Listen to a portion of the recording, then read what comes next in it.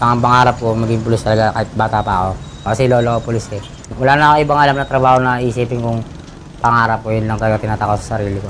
Malay mo, balang araw, makapag-aaral ako, may mapag-aaral sa akin, ganun. Maging pulis ako. Siyempre, alam ko na yung diskarte na magnanakaw, alam ko na yung diskarte ng mga kriminal. Kaya ko na sila hulihin. Kasi ganito dati ginagawa ko eh. Ang tawag sa kanya Santo. Sabi ng iba, gago. Tatawagin natin siyang Pedro.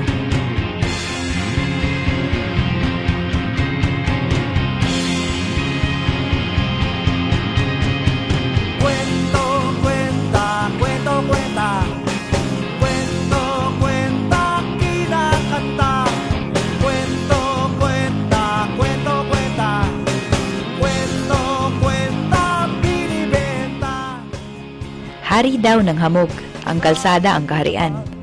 Mulat ang mata, mabilis ang paa. 14 anyos siya nang unang naglayas. Araw-araw daw binubugbog ng ama. Nagugutom ako.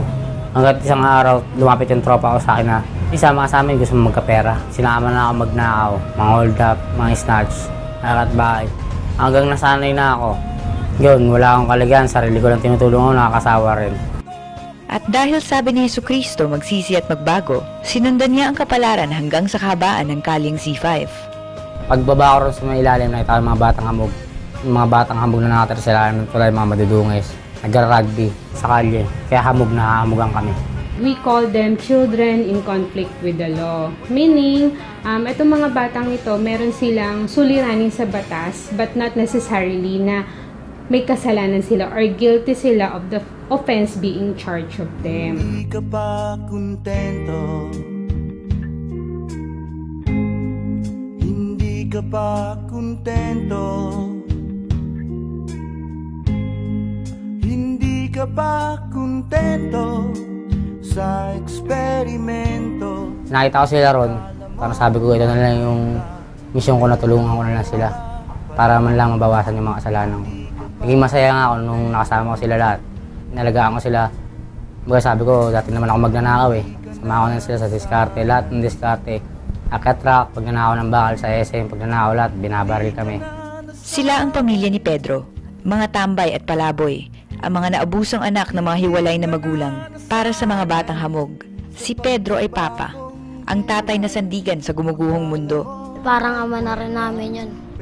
Siya, pinapalamon niya kami. Kaya mas mahal ko pa si Papa kaysa sa mga iba. Iwanan niya na nga daw po yung magulang niya para sa amin lang. Kasi po, minsan wala po kami makain, sa kanya po kami pupunta. Ano po, turing po namin sa kanya tatay. Pag ano po, umakit po siya ng truck, tinutulungan po namin. Si Pedro ang nakatatanda, 19 na taong gulang. Lahat ng mga batang tinatawag niyang pamilya ay bata sa ilalim ng batas. Pagising ko sa umaga, wala kaming pera-pera dahil pinakain namin gabi. Hanap kami ng diskarte dyan, di kami titigil hanggat wala kaming nananakaw na bakal sa SM. Kahit binabaril na kami, papasokin namin yan, basta inisip ko pang kain namin. Habang may traffic, may pera. Binabato lang nila yung pinto para hindi bumaba yung truck. Tapos yung open po na truck sa likod, yung pong inagat ko. Pag may mga tubo, kaya bakal, mga scrap nila. Theft yun. Krimen yun. Responsibilidad ng pulis yun, hulihin yun. So, hindi naman gagawa ng krimen pag nandun ng pulis. Pag traffic po, kahit may mga pulis, marami ng survey. Bumababa po kami dyan, kahit 2 lang kami, 3 lang kami, lalo na ako. Sila lang priority ko, mga bata, mga hamog, mga lahat ng kasama ko. Di ba lang ako lang mahuli, wag lang sila. Di ba lang ako mabaril, ako lang mamatay, wag lang sila. Ngayong gabi, siya ang may-ari ng syudad. Magtrabaho man ako, kulang pa sa amin lahat. Wala nang mangyayari. Tulad ng dati, parang hari kong maglaka. Pag nadala rito, takot na rin. May takot pa rin. Meron namang parang nasanay. Nasanay na, ay, hindi naman ako makakukulong. Mamaya uwi rin ako, bukas uwi rin ako. Wala nang takot-takot kasi pag natakot ako, magpapatalo ko sa sarili ko multo. At kami gutom. Dito nakatira si Pedro. At kung nasaan siya, nandun raw ang ligaya. Minsan po kumpleto kami, tas kumakain po kami ng sabay-sabay, tas natutulog kami ng magkakatabi, magkakayakap. Umabot na po kami sa 20 mahigit na nagsisiksikan kami dito. Yung iba may mga bahay, Pero ang isip nila, dito sila masaya sa buhay kalye. Sa buhay kalye lang namin nakita yung totoong kaligayahan ng buhay. Hindi sa bahay namin na kinokontrol kami ng magulang namin, binubugbog pa kami. Alam naman ako lang mag-isa, one man in an island, mahirap yun. Mabaliw ako nun. Alam ng bawat batang hamog ang ebanghelyo ni Pedro. Bawal ang rugby, bawal ang di maligo, bawal magnakaw ang maliit, at bawal magbenta ng laman. Inano ko sa isip ko na, ayan sabi ni Papa yan, dapat hindi natin kalimutan. Kinalimutan po nila nung nakulong si Papa. Kasi nakulong nga po ko nung nawala ako. Hindi na walang tumutos sa kanila. Walang dumidiskarte, walang pwedeng dumidiskarte dahil nakakulong ako eh. Nagpapabukin po sila yung pokpok. Yung baga, nagpapano sila sa iba. Tapos po gipit na gipit kami. Alas umiiyak na po kami. Kaya po nag-aanap kami ng diskarte. Minsan pumapayag po kami sa ganyan. Napakadaling mag-rescue. Napakadaling mag-pick up. Napakadaling manghuli kung tawagin mo manghuli. Where are you going to bring them? Ayon sa batas, magkaiba ang parusa sa bata at sa matanda, lalo na sa mabababang krimen. Ang bawat lungsod ay kailangang magtayo ng bahay para sa pangangalaga at rehabilitasyon ng mga nagkasalang minor de edad. There should be a Bahay Pag-asa established in every local government unit, funded of course from the era of the city, na hindi lahat gumagawa. Iipit kami kasi nga wala kaming youth home. Sa loob ng 6 na taon, wala pa ring gusaling na itatayo ang lungsod ng Taguig para sa mga batang may suliranin sa batas. Ang naging solusyon ko ron, inihiwalay ko yung lahat ng CICL. Wala silang ibang kasama lalaki na adult. Ang adult nila makakasama is babae. Ipinagbabawal ng batas ang pagkakakulong ng bata kasama ng matanda, babae man o lalaki.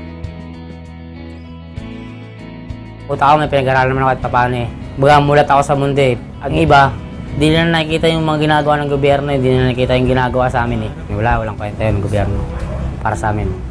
Kahit isang request, isang suggestion lang, kumbaga isang volunteer lang na pupunta sa amin, pwede naman kayo magbago, ganun, wala. Wala ako, kinukurakot nila lahat.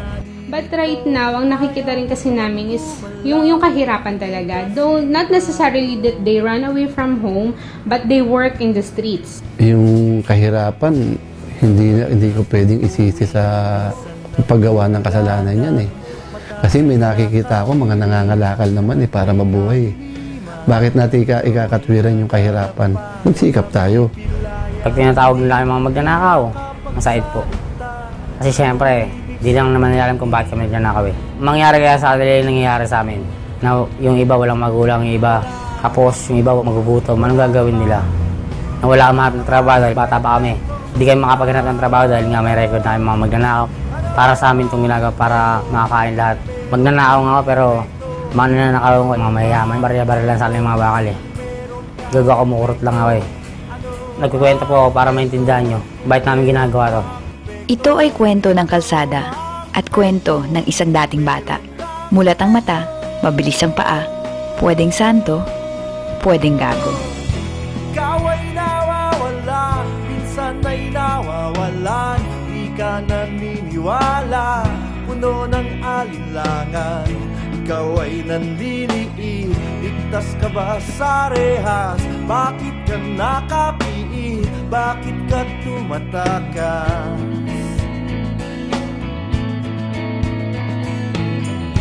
Ikaw ay natatakot, parang walang hangganan. Ang kirot ng bangungot, di mo makalimutan. Ikaw ay nanlulumo, bilang na ba ang araw? Gusto mo nang sumuko, mundo kang nagugunaw. Hindi ako natatakot. Totoo naman yung sinasabi ko eh. Wala naman perfect.